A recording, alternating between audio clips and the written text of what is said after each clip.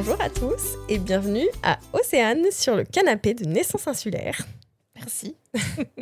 Alors, Océane, je vais te laisser te présenter pour commencer. Ok, du coup, je m'appelle Océane, j'ai 32 ans, je travaille dans les ressources humaines et je suis maman de 2 petits garçons de 7 et 3 ans, Timéo et Eren.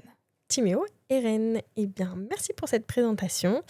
Tu viens aujourd'hui nous raconter ton parcours de parentalité, de maternité, mais aussi ce que tu as traversé pendant ta deuxième grossesse pour Monsieur Eren, Oui. parce qu'on t'a détecté la toxoplasmose à la fin du premier trimestre de grossesse. Et donc, voilà, si tu avais à cœur aussi de raconter un petit peu ce que tu avais traversé, et puis on va écouter ton témoignage.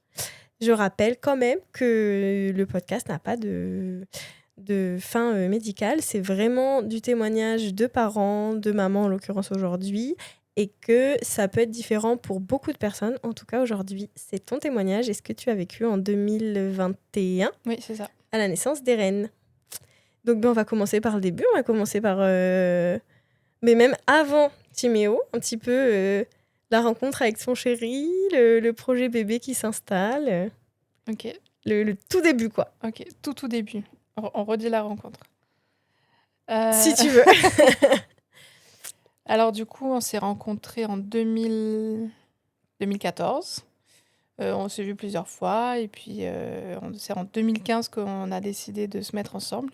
On a une différence d'âge, donc moi j'étais un peu réticente au début, mais voilà, ça fait bientôt 11 ans du coup aujourd'hui qu'on est ensemble. Et donc la différence d'âge a fait venir le sujet bébé assez rapidement, parce que lui, il avait déjà un enfant de 9 ans, une petite fille, et puis donc 12 ans de plus que moi. Donc pour pouvoir s'investir dans la relation, je voulais être sûre que lui, c'était encore un désir qu'il avait d'avoir des enfants. Parce que moi, c'était Une évidence. obligé, quoi. Ouais. Donc, c'est vrai que c'est ouais. compliqué quand on se met en couple avec quelqu'un qui a déjà des enfants. Et je trouve que c'est judicieux d'aborder le sujet au début, justement. Ouais. Parce que si on n'a pas les mêmes attentes, c'est ça. Du coup, difficile là, de se projeter. Exactement.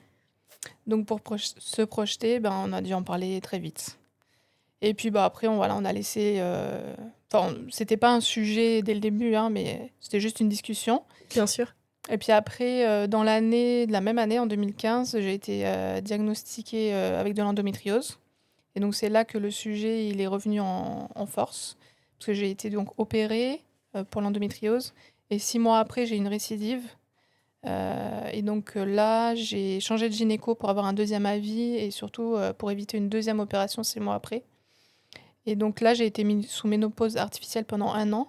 Et donc c'est là que le gynéco nous avait reçus tous les deux pour nous dire que si on avait des projets d'avoir des enfants, ça serait bien de pas trop tarder. Et il nous avait même parlé de FIV, etc. Directement. Ouais. Ok. Donc du coup, j'ai fait mon année de traitement pour faire disparaître l'endométriose et mettre tout ça au repos. Et on a pris la décision, après cette année, de ne pas reprendre de pilules ou quoi que ce soit, et de laisser faire la nature et voir si on arrive à avoir un enfant naturellement. Donc ça, c'était en 2017. Donc 2017, vous lancez le projet bébé, et ouais. ça fonctionne au bout de combien de temps ? Ça fonctionne en août, donc au bout de 8 mois. Ok. C'était long pour toi, ces 8 mois ? Ouais, c'était long. Ouais. C'est vrai que ça, tu vois, ça dépend vraiment de chaque parent, mais le temps entre le projet et la conception réelle, il y a des mamans, tu vois, qui nous disent « Oh non, ça va, franchement, 1 an, c'est passé vite. » Et il y a des personnes pour qui quelques mois, ça peut être très long. C'est pour ça que je te demande. Non, pour moi, c'était long. Je m'attendais à ce que ce soit plus rapide parce que j'ai une maman hyper fertile. Et du coup, je pense que... Inconsciemment, tu t'étais projetée sur ça. Mais finalement, avec le recul maintenant, avec l'endométriose et tout, le gros traitement que j'ai eu pendant 1 an, je me dis que ça va, je m'en sors bien quand même. Oui. Mais bon, ça reste 8 Voilà, mois de 8 fois des déceptions quoi, quand tu fais le test, qu'il n'y a qu'une seule barre, etc. Ouais. Et puis, un jour, 2 barres. Voilà, un jour de barre. Trop bien. Trop bien. Donc ça, c'était en août 2017. Et Timéo est né en mai 2018. Tu t'es projetée direct ou tu avais un début de grossesse un peu... Non, j'ai une super grossesse. Ouais, pour lui, Je me suis projetée direct. Moi, j'avais envie de le dire à tout le monde, d'acheter tout direct. Bon, on vient recommencer la liste de naissance, parce que ça, je suis à 8 semaines d'aménorrhée. C'est Mais il n'y a pas de exactement règle, ça. hein. Bah oui. Il n'y a vraiment pas de règle. Non. Non, c'était trop bien.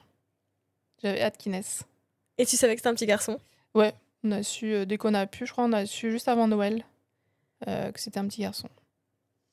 Et l'accouchement de Timéo, rapidement? L'accouchement, alors l'accouchement lui-même, ça va, un peu long, mais bon, on dit souvent que pour un premier, c'est long. C'est juste au niveau de la poussée qu'il y a eu des difficultés, parce que j'ai poussé vraiment pendant longtemps.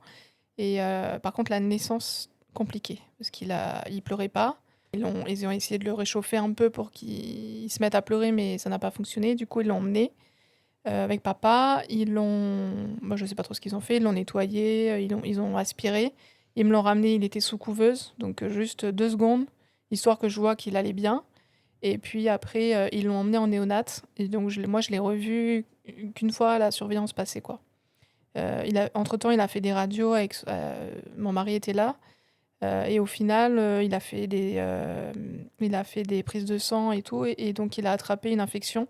Donc, ils savent pas s'il a attrapé en fin de grossesse ou entre le moment où j'ai perdu les os et la naissance. Et ils ont jamais su ce qu'il avait, en fait.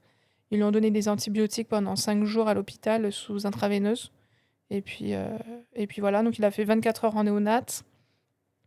Ensuite, il est sorti, il est retourné 24 heures parce que le premier bain s'était mal passé. Il avait fait un malaise, il est devenu tout bleu, et donc ils l'ont remis 24 heures en néonate. Et puis on a pu sortir au bout de 5 jours, une fois que les antibiotiques étaient terminés. Et tout va bien depuis. Heureusement. Oui.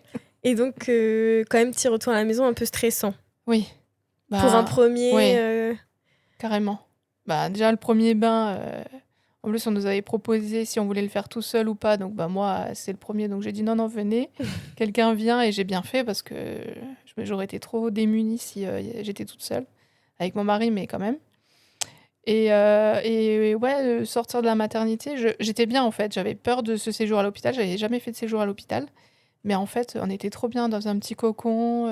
Dès qu'on avait besoin, on avait quelqu'un. J'avoue que c'était bien. Ouais, t'as trouvé que l'équipe était chouette? Ouais. C'est trop bien quand ça se passe comme ça. Que tu avais un projet d'allaitement pour Timéo ou tu t'étais pas trop posé de questions? J'avais envie d'allaiter. Après, je me disais, si ça fonctionne, c'est cool. Si ça fonctionne pas, tant pis. Donc, je l'ai allaité. J'ai pas pu faire la première tétée. En fait, la première fois que je l'ai allaité, du coup, c'était en néonate, mais le lendemain. Et ça n'a pas duré très longtemps parce qu'en fait, avec tous les antibiotiques qu'il a eu dès la naissance, c'était 2 fois par jour pendant 5 jours dès qu'il est né. Et en fait, il a eu des champignons donc qui m'a donné. Et puis après, c'était trop compliqué. On n'arrêtait pas de se les redonner, quoi, entre le téton et la bouche. Et donc, j'ai arrêté d'allaiter. Je l'ai allaité 6 semaines, je crois. Ouais, ça, t'avais au niveau du téton, ce qu'on appelle les petites mycoses, quoi. Ouais, c'est ça. Et c'est douloureux, non? Ouais, c'est douloureux. Alors, j'avais de la crème, mais qu'il fallait que j'enlève dès qu'ils voulaient téter. Mais bon, au début, ils sont tout le temps au sein. Donc, ouais, j'ai préféré arrêter. J'ai essayé le biberon. J'ai vu qu'il n'y avait aucun souci. Il était heureux au biberon. Donc, j'ai dit, allez, on part sur le biberon. Puis voilà. Et tu l'as vécu comment, ça? C'était une déception ou Pas tu du tout. t'étais dit plus... non, ça va. Tu l'as pris... Pas du tout, ouais. Non, ça va. Ça, je l'ai bien vécu. Ok, tant mieux. Oui, trop bien. Carrément. On était tous les deux sur la même longueur d'onde, donc je pense que ça va. Oui, puis après, t'as vu qu'il reprenait vite du poil de la bête. Carrément. Et que... Oui. Ah oui, après, c'était... Il a jamais eu de soucis après. Tout va bien. Parfait. 7 ans, il est en pleine forme. Trop d'énergie, peut-être? Je répondrai pas à cette question. Joker. Non. On a vu Timéo, il est adorable. Et donc, le temps le temps fait son œuvre, comme on dit. Voilà, Puis on vous passe vivez notre votre petite petit vie bout de tous les vie, trois. Et on se marie entre-temps. Et puis Timéo s'apprête à rentrer à l'école. Donc là, c'est moi qui pose le sujet sur la table du deuxième. Du coup, pour lui, le troisième. Et moi, c'était sûr que j'en voulais au moins 2. Je voulais une fratrie. Je savais que je pourrais pas avoir une famille nombreuse parce que dès le début, il m'avait dit pas une famille nombreuse. Ceci dit, lui a 3 enfants, donc c'est une famille Voilà, nombreuse de lui son a côté, 3 ouais. enfants et puis là j'arrivais, il voulait pas, il voulait plus d'enfants après 40 ans, ce que je comprends. Donc bah, là c'était dernière chance. Et puis en début d'année 2021, il m'a dit allez let's go. J'avais mis un stérilet entre-temps. Donc on retire le stérilet et puis on, on commence à essayer d'avoir un deuxième bébé. Et là c'était beaucoup plus rapide. J'ai enlevé le stérilet en février, en avril du coup je tombe enceinte d'Eren. Le 2 fameux. mois, ouais. Qui est d'ailleurs une bouille, mais il a croqué. Nous, on l'a vu en vrai. Vous ne le verrez pas, mais il est une petite bouille, mais Ouais. trop mignon. Et surtout que voilà, il a sa petite histoire, Eren. Donc, début de grossesse quand même serein, parce que c'était ta deuxième grossesse en plus, Voilà. donc tu portes un petit peu comme pour la première. Voilà, j'avais pas d'inquiétude sur la grossesse. J'avais forcément les inquiétudes un peu de la naissance, vu ce que j'avais vécu avec Timéo. Mais grossesse, j'étais pas inquiète. Donc, j'étais déjà pas immunisée contre la toxoplasmose pour la première grossesse. Donc, j'avais pas de doute sur ça pour la deuxième. Je savais que je serais pas immunisée. Je me doutais que je l'avais pas attrapé entre-temps. Ouais. Voilà, donc du coup, je fais les tests qu'il faut. Je suis pas immunisée contre la toxoplasmose. Et puis, je pense que j'ai... deuxième mois, pareil, c'était négatif. Et un soir, je vais chercher mes résultats.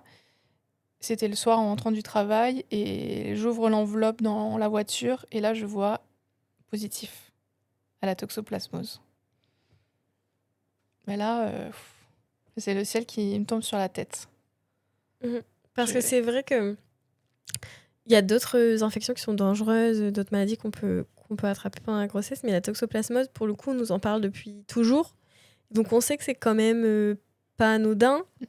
Moi, je dis du point de vue de maman, parce que j'ai pas du tout de compétences là-dedans, mais voilà, on sait que c'est quand même quelque chose qui est pas chouette pendant la grossesse et que c'était pas le moment entre guillemets de l'attraper. Donc toi, comment tu... On nous en parle on nous en parle tout au long de la grossesse. Quand on n'est pas immunisé, il faut faire des tests tous les mois. Donc c'est que c'est quelque chose d'important. Ouais, puis c'est dans les connaissances un peu générales que quand t'es enceinte, il faut bien laver les fruits et les légumes, bien cuire la viande, toutes les pratiques, toutes les recommandations. En plus, c'est vrai que pour cette grossesse, alors pour la première aussi, j'avais fait attention, mais pour cette grossesse-là, j'en parlais souvent au tout début, parce que c'est ma maman qui m'avait dit quand je lui avais dit que c'était positif, elle m'avait dit c'est bizarre parce que en plus, particulièrement cette grossesse, tu m'en parles souvent, faut bien laver, faut bien cuire, et je sais pas si je le sentais ou pas, mais voilà. Et du coup, ce soir-là, c'était le soir, du coup, je pouvais appeler personne, je connaissais personne à qui c'était arrivé.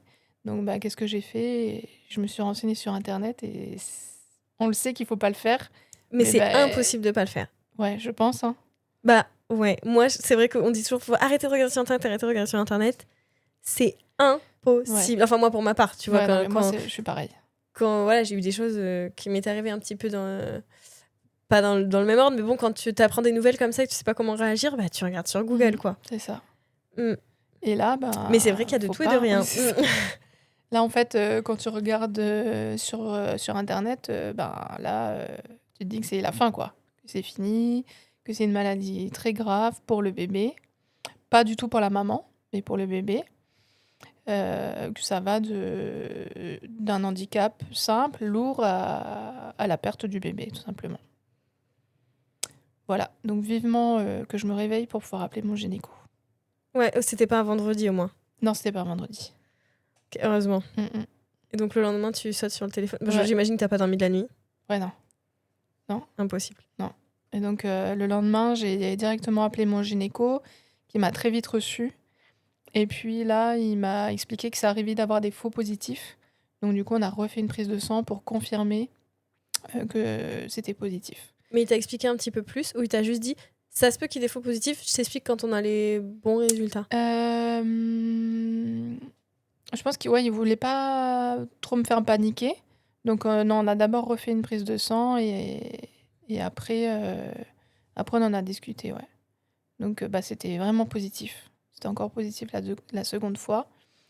Donc là, il m'a mis tout de suite sous antibiotiques parce que pour éviter que ça passe dans le liquide amniotique.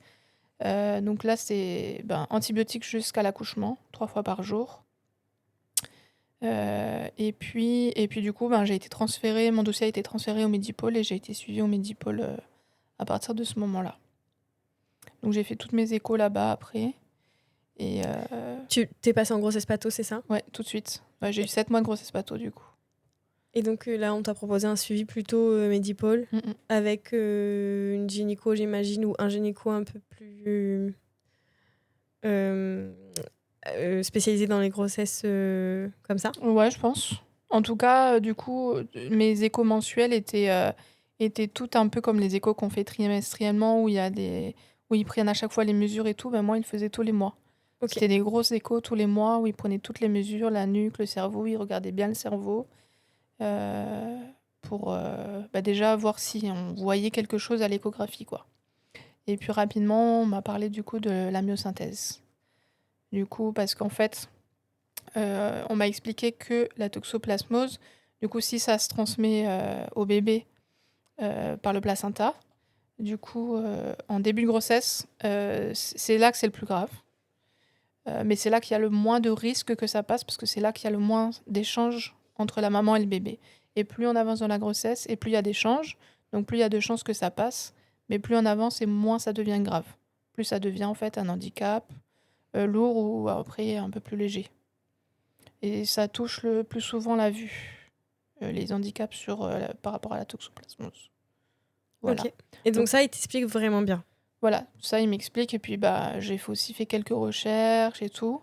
Et donc après il me parle de la myosynthèse et puis si on va jusqu'au bout de la grossesse, du coup que l'enfant aura des examens à la naissance. Ok. Plus Et la poussés. myosynthèse, pour expliquer très très rapidement, si on a des auditeurs qui ne connaissent pas, c'est quand les médecins prélèvent un petit peu de liquide amniotique pour analyser justement si la toxoplasmose est passée ou pas au bébé. Oui, c'est ça. Donc Voilà. c'est C'est une expliqué grande très piqûre brièvement, dans le ventre directement. Mm. Donc ça, je crois qu'ils l'ont fait, ils l'ont fait au 5e mois. Donc là, c'est pareil, c'est tout un consentement et tout, parce que il y a des risques de fausse couche, il y a un pourcentage, ils m'ont bien expliqué. Mais on Cependant, toi, préférait le faire, quoi. Ouais, tu préférais quand même faire la myosynthèse et Oui. être fixée. Oui. Et on le disait quand on préparait l'épisode, mais du coup, quand tu fais la myosynthèse, après, les analyses partent en France. C'est ça. Et ça, c'est Donc, encore c'est un peu une plus spécificité voilà. de la Calédonie. C'est vrai que C'est chez ça. nous, les analyses, parfois, c'est un peu plus long. Exactement. Quand il n'y a pas les compétences sur le territoire, en fait, pour faire les analyses, s'il y a besoin de... Je suis pas compétente, mais j'imagine que c'est des appareils qui sont pas disponibles, etc. Et pour nous, c'est plus long quand on est en attente de résultats. Ouais. Et mon Dieu que c'est long quand on attend des résultats comme ça. Ouais, c'est long parce que du coup, je pense que ça a mis à peu près 3 semaines. Et en fait, c'est depuis le début de la grossesse, on se projette pas parce que on a un peu peur de se projeter. On nous parle, on nous dit que si la maladie est passée, on aura la possibilité de faire une interruption médicale. De grossesse, IMG, interruption médicale de grossesse. J'imagine que tes médecins voulaient avoir les résultats en premier. Oui. Et ils finissent par arriver. Et oui, un jour. Alors, on m'avait dit qu'on m'appellerait et tout, mais bon, moi j'ai fini par appeler moi-même pour avoir les résultats. J'imagine que tu devais vivre avec le téléphone greffé dans la main. Et donc là, on m'a annoncé la bonne nouvelle que c'était revenu négatif. Donc là, a priori, la maladie n'est pas passée jusqu'au bébé. Quel soulagement. Jusqu'au bout de la grossesse, ils disaient quand même a priori. C'était pas une certitude, quoi. Oui, mais c'est quand même... une grande chance que ce soit pas passé, quoi. Et donc, t'es hyper soulagée ou tu restes quand même en fait un petit peu dans un entre-deux? Non, j'étais vraiment soulagée. Ouais. Ouais, moi, ça y est, j'y croyais là, ça y est. Et est-ce que toi, t'avais... Tu sais, on parle parfois d'intuition. Hein, tu nous disais d'ailleurs que toi, tu sentais qu'il y avait quelque chose avec la toxo et cette grossesse. Est-ce que toi, dans ton intuition, au fond, tu savais que ton bébé allait aller bien? Oui. Ouais. Vraiment, tu le sentais, quoi. Ouais. Mais il y a quand même toujours quelque chose... oui, parce qu'il y a le cœur et il y a la raison. C'est ça. Donc tu te dis, non, je suis sûre que ça va aller. Et puis il y a des jours où c'est dur. Ouais, c'est ça. Bah, parce que quand tu rentres dans ta tête après. Mm. Et donc, il finit par pointer le bout de son nez, ce petit chou. Et oui. Comme une lettre à la poste. En 2 minutes, il m'a même pas fait pousser, il est sorti tout seul, personne n'était prêt à l'accueillir, mais il est arrivé. Et toi, accouchement de rêve, du coup, ou un peu stressé de la vitesse? Non, j'ai même pas eu le temps de réfléchir. Je suis arrivée, j'étais prête pour la péridurale, donc ils me l'ont posée. Le seul truc stressant, c'était que c'était en plein Covid. Donc voilà, ouais. il fallait avant d'aller en chambre, il fallait faire le test. Papa a dû rester en bas. Et il a pu monter que quand c'était sûr que je reste et que pour accoucher. Donc, J'espère qu'il est monté vite. il est arrivé, j'étais déjà sous péridurale. Ah Et ouais. puis, et bien en fait, à un moment, elle m'a mis en position accouchement. Et elle m'a dit bon, ça va, il y a encore un peu de temps et tout. Elle est revenue, elle m'a dit ça va. J'ai dit mais je crois qu'il est en train de sortir. Elle a levé le drap et là, elle a alerté tout le monde. Il sort, poussez pas, je suis pas prête. Mais lui, il sortait tout seul, j'ai même pas poussé du tout. Pas de déchirure? Non, rien du tout. Mais trop bien. Non, rien du tout. En plus, il faisait 3 kilos, 47 cm, donc petit bébé. Donc, Au bébé, normal, 3 quoi. kilos quand même. Ouais, mais ça va. Ouais. Ok, mais ouais, c'est vrai que c'est toujours intéressant les récits comme ça d'accouchement un peu express. J'avais 2 opposés. Le premier, j'ai poussé carrément trop longtemps. J'ai dû faire une pause. Ton et ils corps, m'ont il a remis dit du attendez les produit, copains, ouais. pour le deuxième, Et le je connais le deuxième, rodéo. J'ai pas poussé. Ok. Donc, trop bien. Bah, c'était vraiment différent. Donc là, il a pleuré tout de suite. Donc, soulagement, parce que c'était ma grosse inquiétude de la grossesse. C'était cette partie-là. Et puis bah, là, j'ai pu vivre la première tétée. Voilà, un truc basique, quoi. Ouais, Normal. mais trop chouette, quoi. Ouais, trop bien. Puis surtout après une grossesse comme ça, je pense que c'est la petite cerise sur le gâteau. Exactement, quoi. ouais. Donc là, j'ai pu arrêter les antibiotiques. C'était la dernière fois que je les prenais, juste avant l'accouchement, parce que le bébé était sorti, donc il n'y avait plus aucun risque. Ouais, je pense que tu pouvais plus te les voir. Non, c'est clair. 7 mois d'antibiotiques, 3 fois par jour, ouais. La boîte, elle a volé, on s'est acheté. C'est clair. Eren, est-ce qu'ils l'ont testé ou pas du tout? Du coup, ouais, donc ils lui ont fait plus d'examens que ce qu'on fait à un bébé. Quand il n'y a pas de doute. Qui va bien, quoi. Et ils ont testé la toxo et ils lui ont aussi fait une échographie du cerveau. Ok. Donc l'échographie du cerveau, c'était le lendemain, en fait, il est né à... Non, c'était le même jour, du coup. Il est né à 2h du matin et je crois que c'était dans la même journée. Ils ont fait l'échographie du cerveau et ça, c'était hyper stressant. Ah ouais. Ah, ça, c'était horrible. Du coup, je suis allée avec lui et je sais pas combien de temps ça a duré, mais j'ai l'impression que c'était super long. Et puis, la dame, elle te dit rien, elle regarde le cerveau et là, tu te dis, bah, en fait, là, elle peut m'annoncer le pire, là. Et bah, il est là, quoi. Donc, bah, t'as plus qu'à... Ouais, il y a plein de choses qui me sont passées par la tête à ce moment-là. Et on peut comprendre. Ouais. Enfin, je pense que, à part les moments qui ont vécu la même chose que toi, nous, on peut que imaginer, mais j'imagine que les minutes devaient te sembler être des heures. Ouais, exactement. Et est-ce que tu avais déjà eu les résultats de ces analyses de sang? Non. Non, ils ont d'abord fait l'écho.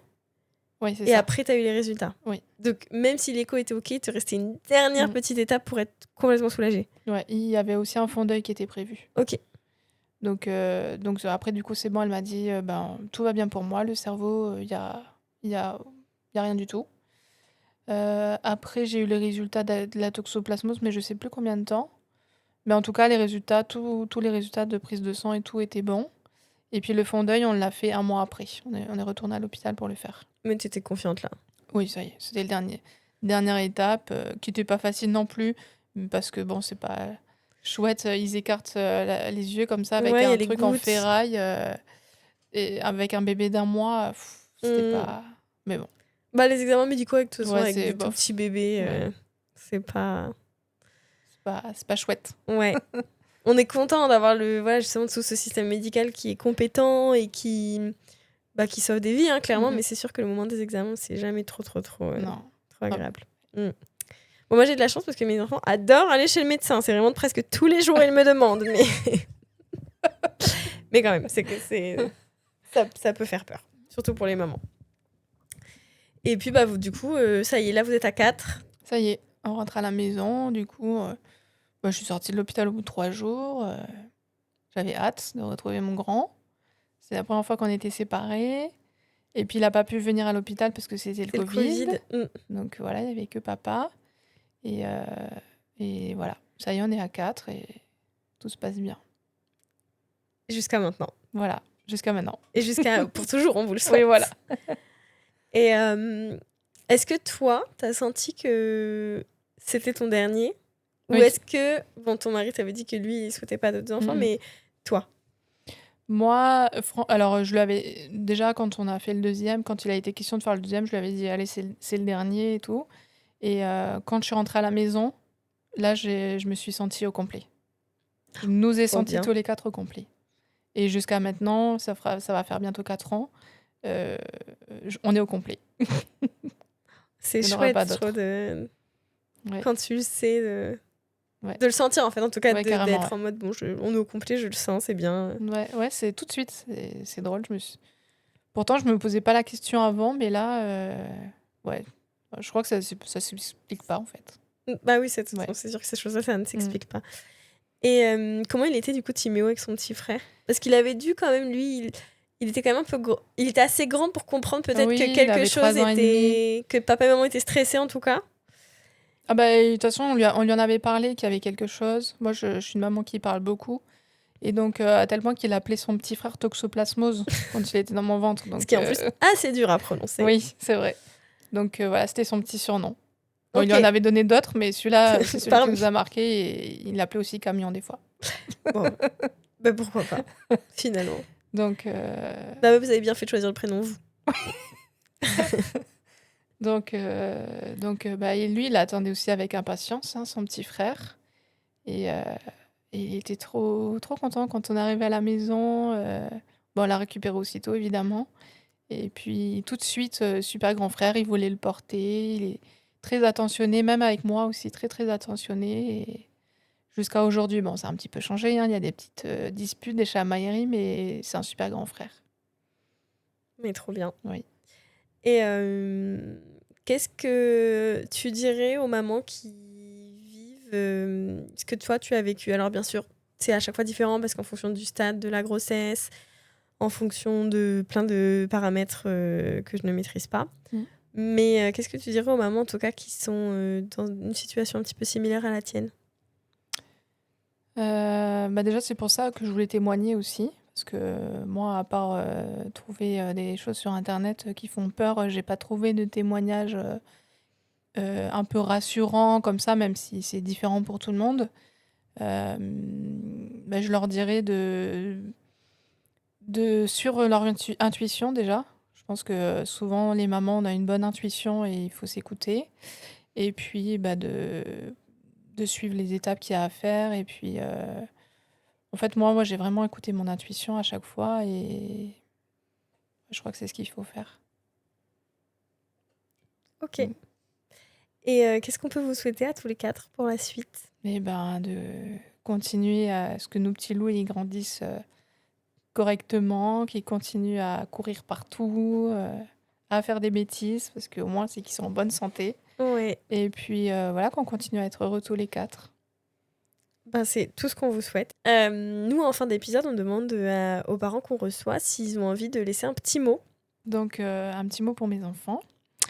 Donc, Eren et Timéo, bah, je souhaite que vous continuiez à grandir ensemble, que vous continuez à nous faire grandir nous aussi en tant que parents, et puis que vous preniez soin l'un de l'autre et de vous-même. Et puis, on sera toujours là. Je pense que je peux aussi parler pour papa. On sera toujours là tous les deux, de près si vous voulez, de loin si un jour vous préférez. Mais voilà, vous pourrez toujours compter sur nous et surtout, j'espère que vous pourrez toujours compter l'un sur l'autre aujourd'hui et dans 50, 60 ans. Ben, merci. Tu vois, c'est moi qui pleure. Eh ben, merci beaucoup, c'est Anne. Et puis, merci à vous tous qui nous avez écoutés. Tata, Merci bisous. beaucoup.